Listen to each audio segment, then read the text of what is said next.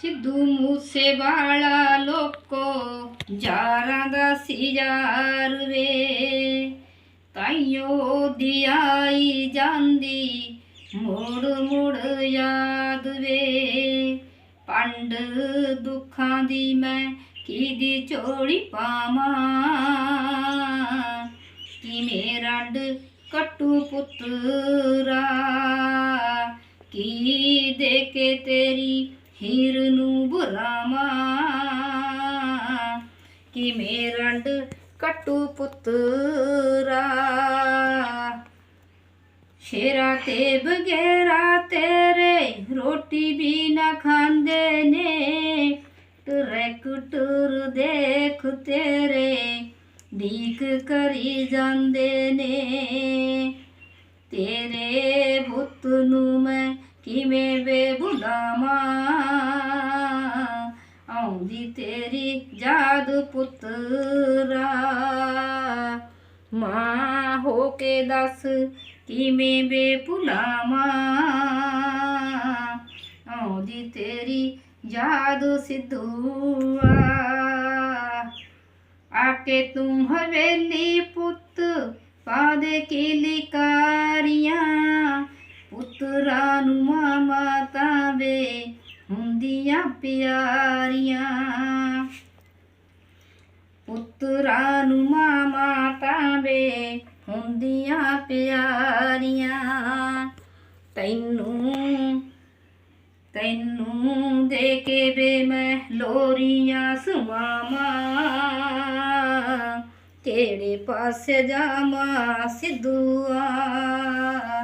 ਦੱਸ ਚਿੱਠੀਆਂ ਕਿੱਧਰ ਨੂੰ ਪਾਵਾਂ, ਆਉਂਦੀ ਤੇਰੀ ਯਾਦ ਪੁੱਤਰਾ।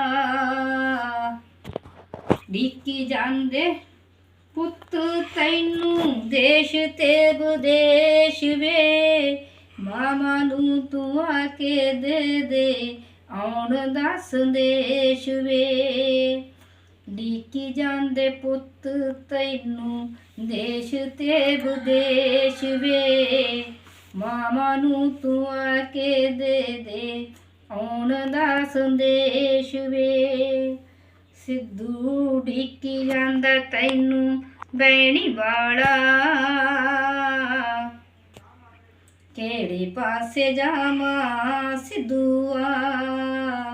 ਦੱਸ ਚਿੱਠੀਆਂ ਕਿੱਧਰ ਨੂੰ ਪਾਵਾਂ, ਵੇ ਆਉਂਦੀ ਤੇਰੀ ਯਾਦ ਪੁੱਤਰਾ। ਦੱਸ ਚਿੱਠੀਆਂ ਕਿੱਧਰ ਨੂੰ ਪਾਵਾਂ, ਆਉਂਦੀ ਤੇਰੀ ਯਾਦ ਪੁੱਤਰਾ। ਹਾਏ ਆਉਂਦੀ ਤੇਰੀ ਯਾਦ ਸਿੱਧੂਆ। ਲੋ ਜੀ, ਇਹ ਸੀਗਾ ਸਿੱਧੂ ਬਾਈ ਦਾ ਗੀਤ ਆ ਤੇ ਮੈਂ ਤੁਹਾਨੂੰ ਸੁਣਾਤਾ। ਹੁਣੀ ਮੈਂ ਲਿਖ ਕੇ ਤਿਆਰ ਕਰਕੇ ਸਵੇਰੇ ਦੀ ਲੱਗੀ ਸੀ, ਮੈਂ ਲਿਖ ਕੇ ਗੀਤ ਇਹ ਤਿਆਰ ਕਰਕੇ ਤੁਹਾਨੂੰ ਸੁਣਾਇਆਗਾ। ਤੇ ਬੜੀ ਮਿਹਨਤ ਨਾਲ ਆਪਾਂ ਗੀਤ ਲਿਖਿਆ ਇਹ। ਤੇ ਪਹਿਲਾਂ ਵੀ ਤੁਸੀਂ ਮੇਰੇ ਗੀਤ ਨੂੰ ਬਹੁਤ ਪਿਆਰ ਦਿੱਤਾ, ਉਹ ਮੈਂ ਕਾਕੂ ਦੇ ਚੈਨਲ ਤੇ ਪਾਇਆ ਸੀਗਾ। ਮੇਰੇ ਚੈਨਲ ਤੇ ਮੈਂ ਅੱਜ ਗੀਤ ਪਾਉਣੀ ਹੈਗੀ, ਪਹਿਲਾਂ ਹੀ ਪਾਇਆ ਸੀਗਾ ਰੱਖੜੀ ਦਾ। ਤੇ ਤੁਸੀਂ ਮੇਰੇ ਇਹ ਗੀਤ ਨੂੰ ਵੀ ਵੱਧ ਤੋਂ ਵੱਧ ਸ਼ੇਅਰ ਕਰਨਾ ਜੀ। ਜਿੰਨੇ ਵੀ ਸਿੱਧੂ ਨੂੰ ਚਾਹਣ ਵਾਲੇ ਨੇ ਸਾਰਿਆਂ ਨੂੰ ਮੇਰੀ ਬੇਨਤੀ ਹੈ ਵੀ ਸਾਰੇ ਮੇਰੇ ਗੀਤ ਨੂੰ ਗਾਹਾਂ ਦੀ ਗਾਹਾਂ ਸ਼ੇਅਰ ਕਰਨ। ਤੇ ਕਿਉਂਕਿ ਆਪਾਂ ਵੀ ਉਹਨੂੰ ਚਾਹੁੰਦੇ ਹੈਗੇ, ਅਸੀਂ ਵੀ ਚਾਹੁੰਦੇ ਹਾਂ, ਤੁਸੀਂ ਵੀ ਚਾਹੁੰਦੇ ਹੋ। ਤੇ ਆਪਾਂ ਕਹਿੰਦੇ ਆ ਵੀ ਸੱਚੇ ਪਾਤਸ਼ਾਹ ਵੀ ਉਹਨੂੰ ਵਾਪਸ ਲਿਆਵੇ, ਉਸੇ ਘਰੇ ਉਹਨਾਂ ਦੇ ਫਿਰ ਕਿਲਕਾਰੀਆਂ ਪੈਣ।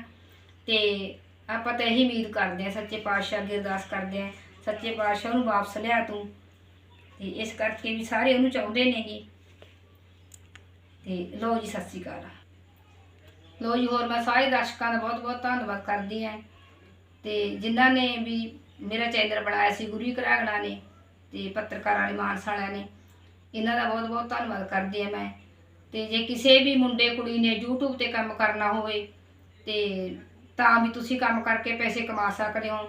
ਮਿਹਨਤ ਕਰਨੀ ਪੈਂਦੀ ਹੈਗੀ। ਤੁਸੀਂ 2 ਮਹੀਨੇ ਮਿਹਨਤ ਕਰਕੇ ਦੇਖੋ, 2 ਮਹੀਨੇ ਤੋਂ ਬਾਅਦ ਤੁਹਾਡਾ ਖਾਤਾ ਮੋਨੋਟਾਈਜ਼ ਹੋ ਜਾਊਗਾ। ਵਧੀਆ ਕੰਮ ਕਰੋ ਤੁਸੀਂ। ਤੇ ਵੀ ਜੇ ਕੋਈ ਜਾਣਕਾਰੀ ਤੁਸੀਂ ਲੈਣੀ ਜ਼ਿਆਦਾ ਲੈਣੀ ਹੋਵੇ ਤਾਂ ਤੁਸੀਂ ਮਾਨਸਾ ਦਫ਼ਤਰ ਆ ਬਾਈ ਗੁਰੀ ਘਰਾਂਗੜਾ ਹੋਰਾਂ ਦਾ, ਉਹਨਾਂ ਦੇ ਕੋਲੇ ਜਾ ਕੇ ਗੱਲਬਾਤ ਕਰ ਸਕਦੇ ਹੋ। ਜੇ ਕਿਸੇ ਨੇ ਪੇਜ ਬਣਾਉਣਾ ਤਾਂ ਵੀ ਬਣਵਾ ਸਕਦੇ ਹੋ। ਤੇ ਹੋਰ ਮੈਂ ਉਹਨਾਂ ਦਾ ਬਹੁਤ ਬਹੁਤ ਧੰਨਵਾਦ ਕਰਦੀ ਹਾਂ ਬਾਈ ਹੋਰਾਂ ਦਾ, ਉਹਨਾਂ ਨੇ ਮੇਰਾ ਖਾਤਾ ਮੋਨੋਟਾਈਜ਼ ਕੀਤਾ ਤੇ ਮੇਰਾ ਪਹਿਲਾਂ ਮੇਰੇ ਚੈਨਲ ਉਹਨਾਂ ਨੇ ਬਣਾਏ, ਦੋਨੇ ਚੈਨਲ ਮੇਰੇ, ਉਹਨਾਂ ਦਾ ਬਹੁਤ ਬਹੁਤ ਤਹਿ ਦਿਲੋਂ ਧੰਨਵਾਦ ਕਰਦੀ ਹਾਂ। ਸਤਿ ਸ਼੍ਰੀ ਅਕਾਲ ਜੀ।